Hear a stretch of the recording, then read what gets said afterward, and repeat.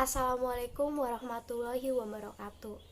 Saya Siti Syarifah Mudaim, NIM 190221004. Prodi Ilmu Pemerintahan, Fakultas Ilmu Sosial dan Ilmu Politik, Universitas Muhammadiyah Cirebon. Di sini saya akan mempresentasikan materi yang berjudul Studi Kelayakan Usaha dalam memenuhi tugas mata kuliah Pemberdayaan Masyarakat Desa atau Kota yang diampu oleh Bapak HPS.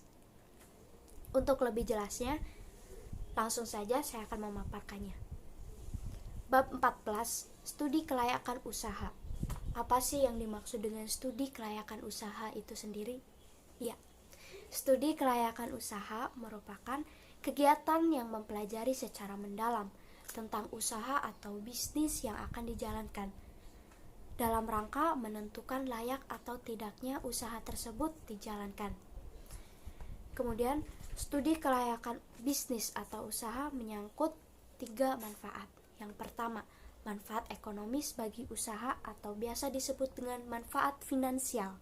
Yang kedua, manfaat ekonomis usaha bagi warga setempat atau biasa disebut dengan manfaat ekonomi nasional. Yang ketiga, manfaat sosial usaha bagi masyarakat sekitar. Yang dimaksud manfaat sosial usaha bagi masyarakat sekitar diantaranya, manfaat sosial ini dapat memberikan usaha sampingan dan mengisi waktu luang untuk masyarakat sekitar. Slide selanjutnya, ada manfaat studi kelayakan usaha atau bisnis. Yang pertama, memperkecil resiko kerugian. Mengapa disebut dengan demikian? Karena dalam menjalankan sebuah bisnis, ada hal yang tidak bisa diprediksi. Oleh karena itu, perlu mempersiapkan segala hal guna mengantisipasi semua hal yang terjadi di masa depan. Dengan melakukan analisis studi kelayakan, dapat memperkecil resiko yang dapat terjadi pada perusahaan, baik resiko yang dapat dikendalikan maupun yang tidak dapat dikendalikan. Kemudian yang kedua, memudahkan perencanaan. Saat melakukan analisis kelayakan usaha, pebisnis akan mendapatkan segala informasi yang berhubungan dengan bisnis yang akan dirintis, termasuk kelebihan dan kerugiannya. Dari hasil tersebut, pebisnis dapat lebih mudah melakukan perencanaan ke depannya. Kemudian yang ketiga, memudahkan pelaksanaan.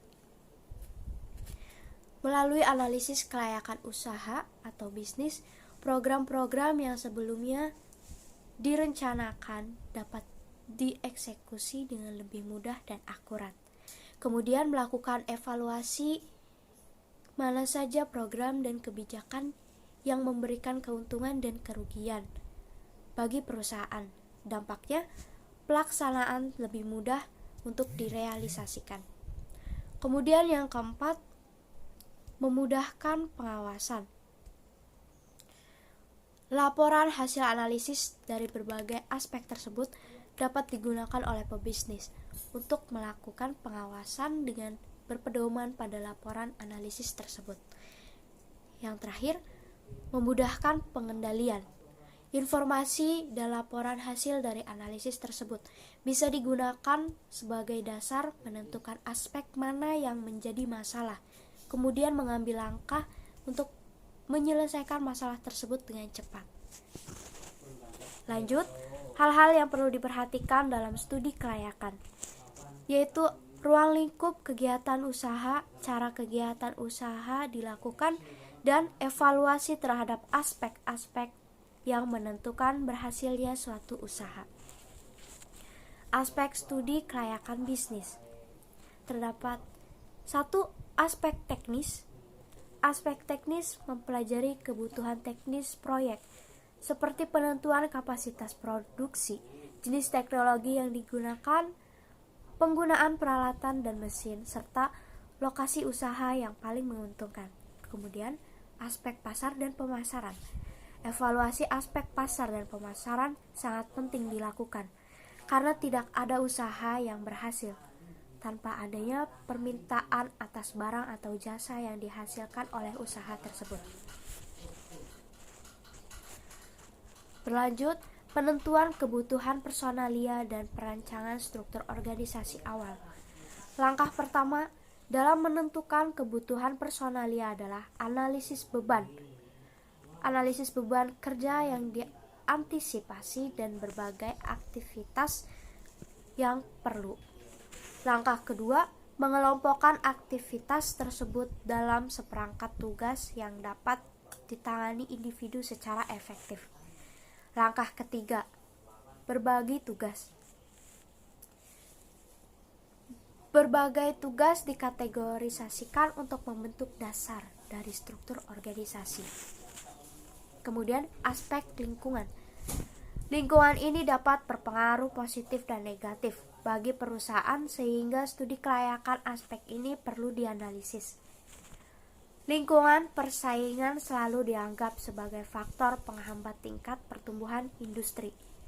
Kondisi lingkungan eksternal diketahui memiliki peranan yang besar dalam mempengaruhi pengambilan keputusan manajerial, proses dan struktur organisasi sehingga pemantauan terhadap lingkungan eksternal sangat diperlukan.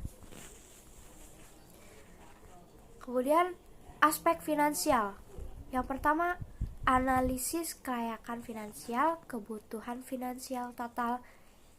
Ketiga, sumber daya finansial yang tersedia dalam biaya dan biaya-biayanya. Yang keempat, aliran kas yang diantisipasi. Yang kelima, pengembalian investasi yang diantisipasi. Dan yang terakhir, membuat perencanaan. Slide selanjutnya, ada perencanaan yang berharga bagi keberhasilan. Yang pertama, bulatkan tekad. Yang kedua, buatlah perencanaan untuk mencapai target dan tentukan batas waktu untuk mencapainya. Yang ketiga, jujur pada hal-hal yang diinginkan dalam kehidupan. Yang keempat, tingkatkan keyakinan dan kemampuan yang ada pada diri sendiri. Yang kelima, bertekad untuk bekerja menurut rencana. Kemudian yang terakhir, orang yang sukses menggunakan dan mengelola waktu dengan baik, yaitu orang yang berpacu dengan waktu.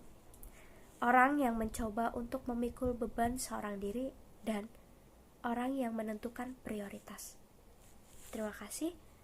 Sekian presentasi dari saya, kurang lebihnya mohon maaf.